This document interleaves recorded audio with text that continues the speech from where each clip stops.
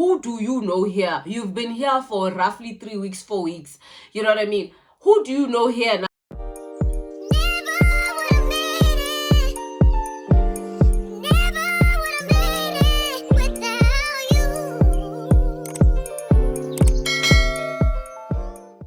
Our help is in the name of the Lord, the maker of heaven and earth.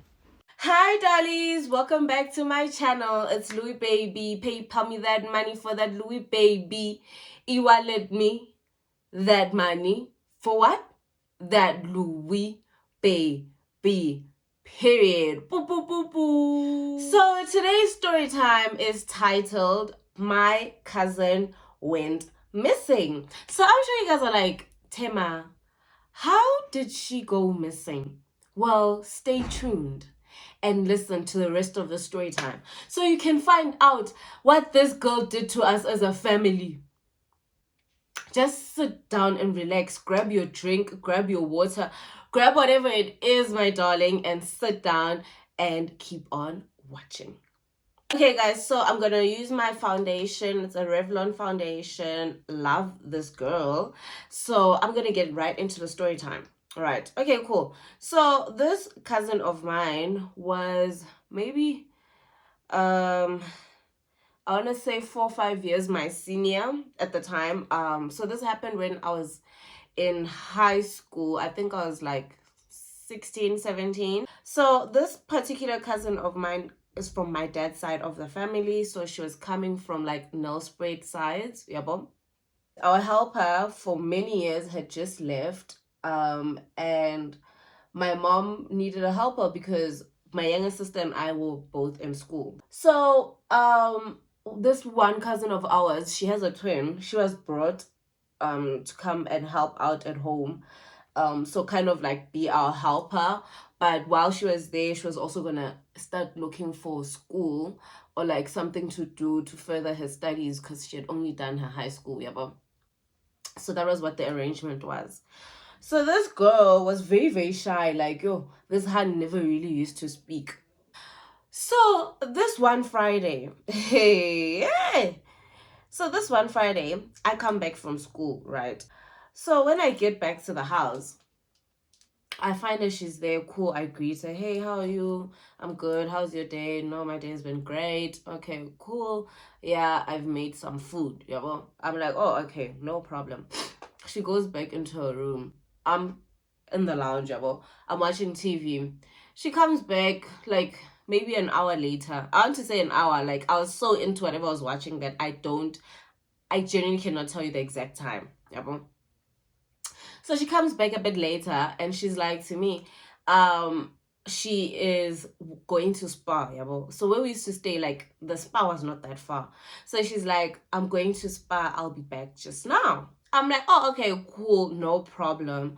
I continue watching the TV. So time passes. My younger sister comes back from school. I dish up for her, we eat, and we continue with our day. I can remember, you guys remember I said this hand hardly spoke to us. So I'm used to the fact that like in the house we're operating on our own and she operates on her own. You know? Okay, cool. My sister eats, she goes to go play with the other kids. I'm continuing with my TV, I'm on my phone, you know. I'm just going about my day. I'm distressing at this point. My mom comes back from work. My mom greets, hi, how are you? Whatever, whatever, cool. She goes to her room. A few minutes later, she comes back. She's like, how? Where is so-and-so? What am I going to name this girl? I'm going to name her Wele. Because in Zulu, twins are Amawele. So I'm going to name her Wele. All right. So she's like, how? Where's Wele? I'm like, is she not in her room? You know? She's like, no, she's not. I'm like, I don't know. Another last time I spoke to Wele, she said she's going to Spa. So then my mom was like, oh, so then did she come back? Then I start asking myself, I actually don't know. I don't know if I remember seeing her come back. So my mom is like, okay, get up and go check by the park. Maybe she's there. Maybe she's chilling with like other helpers or something there by the park. Yeah, well. So I get up, I go to the park. I get to the park. She's nowhere to be found. So I'm like, this is kind of weird, but at the same time, I'm not that concerned because like the sun is still out. It's a Friday, you know. So I'm like to my mom, no, she's not at the park, so maybe she's somewhere else, you know. So my mom is like, okay, like go around the complex and look for her. So I'm going around the complex. Also, guys, there's only so much you can look for in a complex, you know. So I walk. I'm looking for this hand. I can't see her anywhere. I end up going outside the complex to go look because sometimes people used to like where we used to stay at that time. Sometimes like there were helpers that used to sit like outside of the complex to get some sun, you know. So I go there. I asked them, hey guys, have you guys seen this lady ABCD? You know? They're like, no, they haven't. So I'm like, yeah, where's this hand? So I walk a little bit further, like from the complex, I walk a little bit further towards the spa. I'm looking for her along the way because I'm like, surely like this hand has to be somewhere along this pathway. Yeah, I don't find her. I come back home. I'm like to my mom, I can't find this hand. Like I genuinely can't find her. My mom is like, hey, well, okay. So my mom calls her. Yeah, her phone rings, but she doesn't answer. So my mom and I like, okay, we'll see. If she doesn't come back later on, then that's when we'll start searching. Maybe she has made new friends or something, you know? So we go back into the house. Some time passes by, it starts to get dark. When it starts to get dark, now we start to get really concerned because who do you know here? You've been here for roughly 3 weeks, 4 weeks. You know what I mean? Who do you know here now that you are not answering your calls and now it's dark? Where are you? You know what I mean?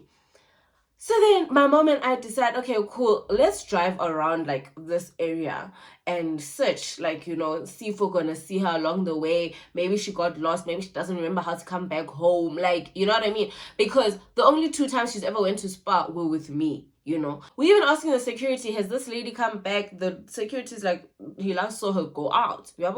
So now we're stressed, yo. So now we drive to spa after searching the area because our area we can't see her anyway. We drive to spa. When we get to spa, we drive around. Spa closes at 7, yeah, but and this is like just after 7 when we're now searching for her. It's like in summer, so obviously you know the sun goes down a bit later on in summer.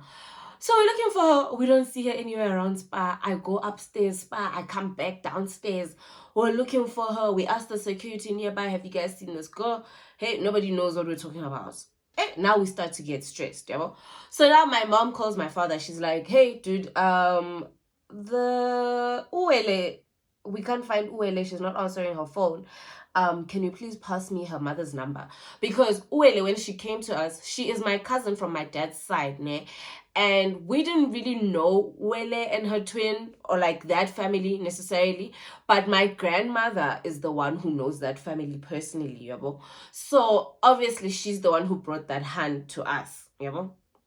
So then my mom is like to my dad, can we have Wele's mom's number? Yabo. So firstly, before we call Wele's mom, we call my grandmother. We tell my grandmother, hey, we can't find Uele. Uele left saying she's going to spa. She's not been back yet. It's been hours now. We first thought maybe she's made friends or whatever it may be, but it's dark now and we're worried because she's not answering her phone. Actually, I even think at this point her phone was now going to voicemail. Yeah, well, so now we're you know, worried, you know. So then my grandmother is stressed. So my grandmother's like, no, she will call Wele's mom and she will talk to Wele because at this point we don't know where Wele is, you know? So then my grandmother is like, but since also Wele is very strange, and her twin are both very strange people, we should go back to the house and go check if any of her belongings are missing, you know? If her clothes are still there, then we can worry. But if her clothes are not there, maybe this hadn't decided yet that she wants to go back home and she didn't tell anybody. You know what I mean? Because like she was strange like that. Like that's something that you wouldn't pass. You wouldn't think across it. You know what I mean? Across her, I mean. You wouldn't put it past her. Yes, that's the word I'm looking for. So then we go back to the house. When we get to the house, I go, Wele's stuff is there, but like her bathing stuff is not there. And like when she came with a big suitcase and a smaller bag. So the smaller bag is not there, but her big suitcase is still there. So now we are concerned with it. Where is Wele? And how did Wele get her bag past me without me seeing her holding a bag? Because now my grandma is like, was she holding a bag? I'm like, no, she wasn't. Like, she genuinely was not holding a bag. She wasn't even wearing clothes as umuntu ohambayo going somewhere. She was wearing normal clothes that she wears in the house. And she was just like, she's just going to Spar. She wants to go get airtime. And I remember saying, literally, does she want me to couple her? And she was like, no, it's fine. She wants to go alone. She wants to see if she knows the place. So I was like, oh, okay, cool, no problem. So then my grandmother, obviously worried. Now we call her mom. We ask the mom, go say, hey, have you heard from Wele? Because we can't get a hold of Wele right now. The mom is like, no, she's currently still at work, but she's gonna call the twin and find out if the twin has heard from Wele. Maybe the twin would know, where's this hand, She calls the twin. The twin says, nope, the last time I spoke to this hand was midday. Haven't got a hold of her since. I tried to call her recently. Her phone went to voicemail, but I just assumed since her phone has problems, mhlawumbe is one of those situations, So we're like, well, currently we cannot find Wele. So then my mom and I decide, you know what, we're going to go to Boulders. We're going to go look for her in Boulders because maybe she actually, since now we can tell, she took a bag. Maybe this hand was trying to go home. Well, we don't even know why she didn't tell us, but maybe she was trying to go home. So we go to Boulders. We start searching around Boulders. At this point, it's like now 8 p.m. going for 9. We're searching for her in the dark there at Boulders. Obviously at that time there's really like technically there's no taxis anymore, but like there's few taxis left are like the taxis going to like Bojoburg or Pretoria, like those hours. So we get off at the thingy. We get off at Boulders. We leave the car. We go into the rank. We start asking the taxi drivers there, hey guys, have you guys seen this girl? We're showing them the picture. Have you guys seen this girl? Have you guys seen this girl? Everybody's like, nope, haven't seen her. Nope, haven't seen her. Obviously, guys, also it's a taxi rank. They're not cramming everybody who has been there. But then we eventually find this guy who works the taxi to Pretoria, and he's like, oh, I think I did see this Han earlier, but I saw her getting on a taxi that goes to Pretoria. So we're like, Pretoria? I think you are mistaken. So we leave him. We go to the police station immediately after. We tell the police, hey, we would like to file a missing persons report. This person has went missing. These are the whereabouts. These are her last whereabouts. These are like, how the day has went. This is her phone. Her phone is off. Can you guys do that triangular thing where you guys can track her phone and see check her number and see where was the last time it was on. All those things.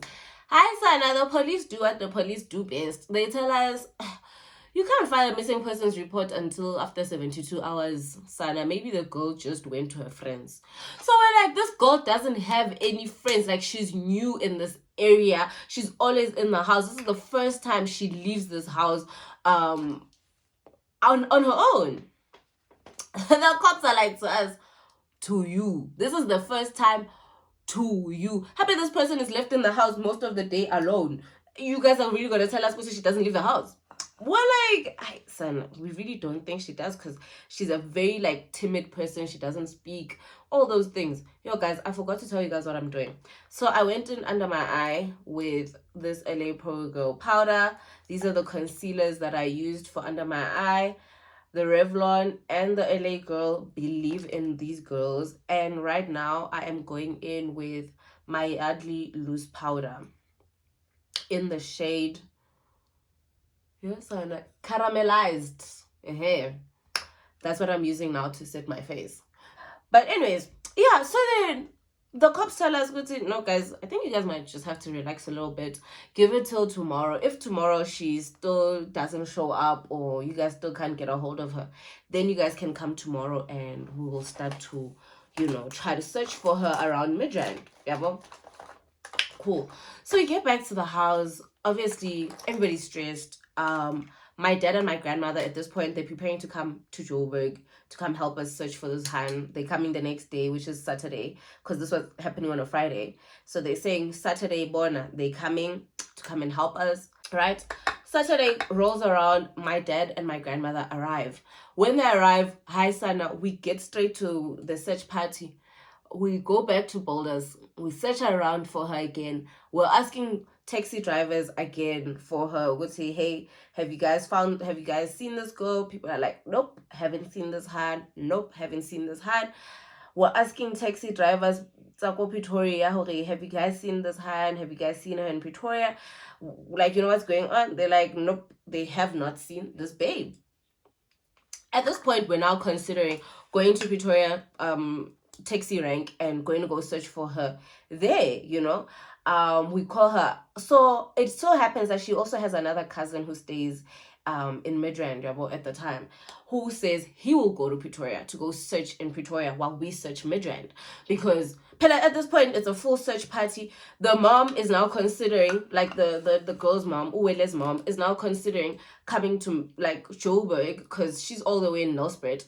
She's considering now coming to Joburg to come and search, because the twin is not sleeping. Like, her twin sister is not sleeping because the twin wants to find her sister. We go back to the police station. They finally allow us to fill in a missing persons report. We, obviously with the help of her mom, we fill in the missing persons report. The cops are like, okay, cool, they're gonna search around, they're gonna try to find this girl. So now I'm like to my mom, I feel like we should also print out missing persons flyers, you know what I mean? Because we need every help we can get to find this girl, you know? Because the cousin, Uwele's cousin, comes back from Pretoria. He's like, he cannot find the girl, but somebody in Pretoria said he did see this girl. So now we're concerned, oh, girl got lost trying to go back home in Nelspruit. Maybe somebody told her, ayogibela epitori, yabon. So now we're so stressed. We're like, the twin sister is hysterical. The mom is crying. The mom is pissed. You know, all these things. This is Saturday. Sunday, we wake up again. Same routine. We're searching for this girl. We're trying to call her. Her phone sometimes goes through. Sometimes it doesn't go through. The cops are taking their goddamn time with doing that triangle thing where they find, where's this number pinning at? You know what I mean? Because now we're like, really relying on finding her through that angle. We go again, and my mom go to Postnet. We're going to go print out missing persons reports. Missing persons flyers, because we cannot find my cousin. Like, my cousin has just went missing into thin air. Her twin can't even find her, because like, we're relying on the fact that, like, if she has went somewhere and didn't want to tell us, surely she has told her twin. But her twin is not hearing anything from her. At this point, the mom now has to tell the girl's dad, Uguti, our daughter is missing. And obviously the fight that she's trying to ignore happens. Obviously the news is now traveling through my family. Sharp. My grandmother is beyond stressed because she feels so guilty for taking this girl all the way from Nelspruit, bringing her to Joburg, and now this girl has went missing. Sunday goes, and Sunday comes and leaves. Monday comes. At this point, my mom doesn't even know if she can even go to work, because we can't find this hand. Monday comes. We don't know anymore where to search. Like, we have searched all we can. All we're doing now is, the only mission now is to put the flyers, the missing persons flyers, because we don't know where else to find this hand. Hey, Monday comes. Late in the afternoon, Monday, her twin calls. She says that this girl sent her a text saying, don't worry, I'm fine. That's what this girl says to her twin. And then what does she do? Right after the message goes in, switches off her phone again. Because obviously the twin tries to call her to find out, don't worry, you're fine, but where are you? Switches off her phone. Now we're stressed, you know. So obviously we go to the cops with this information to tell them, okay, this girl sent a message to her twin saying, don't worry, I'm fine. We don't know if it's her who's actually messaging this or if it's the person who has her and this person is using her phone because her phone is on and off, on and off, on and off, but we're still not getting a hold of this person. The cops are like, they can only do this triangulation thing or buy a good telcom on Tuesday, ABCD. So at least if she has sent that message or if that person has sent that message, we'll have the most like current location. Okay, cool. We all like, okay, at least like this is actually going somewhere. And then Tuesday comes. In the morning, 11 a.m., her cousin, the one who was helping us look for her, it's a boy cousin, he calls us. He's like, hey, this one just called me. She says that. She says that I must come pick her up at the court, like the magistrate court, then Midrand. She's by Boulders. She's waiting for me. Hey. Like, she's by Boulders. He's like, yep. And she said, we must not come with him. When he picks her up, he must go one man. So we're like, okay, sharp, go. He goes, he fetches her. Cool. When she comes back, Umuntu comes back. She's so skinny. From when she left on Friday, she comes back. She's this small. Umbashile. As she as ever, ngathi she has not been bathing. Ngathi she has been fighting for her life the whole of from Friday to Tuesday. She walks in. Another thing that pisses me off when she walks in, she's wearing my dress. My dress. She walks in wearing it. Hey, I'm like, okay, cool. She sits down. We sit her down, Sana, in the lounge. I remember. She's here. Her cousin is here. My grandmother's sitting next to her. My mom here. My sister, myself, and my dad on the other side, on the other couch. So my dad asked her, okay, sissy, where are you from? Because clearly you are back in one piece. Where are you from? Yeah, she keeps quiet. Haike, my grandmother asked her, sissy, where are you from? Doesn't answer. She just looks the other way. We call her mother. Luckily, her mom had not gotten on a taxi yet, but I think she was actually at the rank or something along those lines. So we call the mom. We're like, Uwele is here. We've gotten her, but maybe when uzophendula when you ask ukuthi where was she, the mom speaks on the phone. Wele, where are you from? The mom is shouting because she's pissed at this point. She's shouting, Wele, where are you from? Wele, no response. The cousin is like, no, guys, let me go speak to Wele outside. Just me and her. Let me find out where she was. He takes her outside. He tries to speak to her. He's like, Wele, what happened? Haibo. Wele, apparently, Uwele, a few days before that Friday, when she had went to spa on her own, when we were at school, obviously my mom being at work, and she was left alone. She went to spa. She met this taxi driver. The taxi driver took Uwele's number. They started chatting it up. Taxi driver convinced Uwele to come to Pretoria because he stays in Pretoria, to come to Pretoria and visit him for the weekend. Uwele, being naive, I guess, or whatever it may have been, decides she's actually going to go to Pretoria. So obviously she doesn't know how she's going to tell us that she wants to go to Pretoria or whatever it may be. So she decided she's going to wait for one of us to come back from school, and she's going to say she's going to the shops and she's going to leave.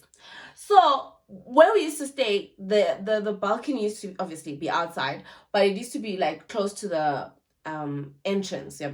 So she put her bag behind the balcony because it was a wall, so you were not going to see. So she put it behind, and then she said to me, dressed up as a person who's not going anywhere, she said to me she is going to spa, she's coming back.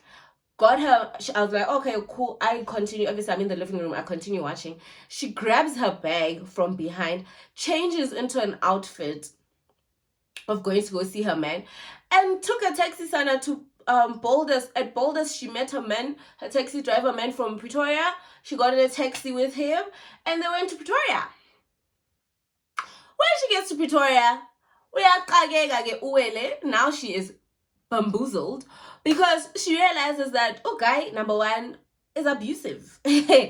Number two, guy kept her in his house for those days, didn't feed her, didn't allow her to get out, wouldn't allow her to charge her phone, none of those things. So her phone was always on and off, because when she just gets it to charge, guy will somehow afige, will fight her, whatever, all these things. Girl was basically held hostage, according to her, in Pretoria. And all those four days, she did not eat. And that's why Abwe Ambashe, the way she was Mbashile, because the guy wouldn't even allow her to bath because I'd say, where are you going? On Tuesday, for her to come back, she had to beg that guy, dude, at this point, my family, I am certain they are beyond themselves. I need to go back, So guy said, well, you make your own way back. And she had to figure out, I think she was in Mamelodi or something, she had to figure out how to come from Mamelodi all the way back to Midrand. So that's the story of Uele and how she went missing because she decided keep it, and she's not going to tell anybody that she's going to go visit a man. My grandmother was like, hi Kewele, it was lovely having you in Joburg. Pack your bags, my girl, because what we're doing right now, we are driving you back to Nelspruit and you're going back to your mother's house because we cannot handle that. Uele left with so many of my dresses, guys. Hey, Uele went to her man with my wardrobe.